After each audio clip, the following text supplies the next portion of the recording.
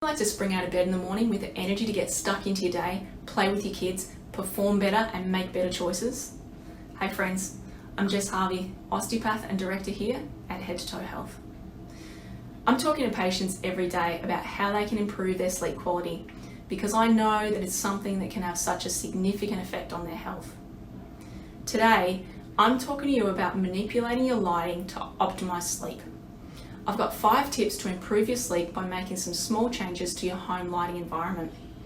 As I mentioned in the last 2 videos, we're living at hours that are at odds with our biological clock, leading to circadian rhythm disruption, poor sleep, and significant effects on our physical and mental health. Today, I'm talking about how lighting can affect our sleep quality. There's 5 tips to improve your sleep by manipulating the lighting environment in your home. Number 1, turn off or down bright lights in the evening as the night progresses. Use lamps where possible.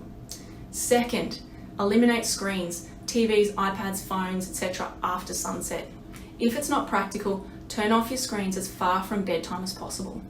Thirdly, read a physical copy of a book or magazine after dark rather than from a device. Number 4, if you must use screens or bright lights after dark, wear blue light blocking glasses like these babies. 5, place light filters on your screens, install f.lux on computers and brightness filters on smartphones and devices.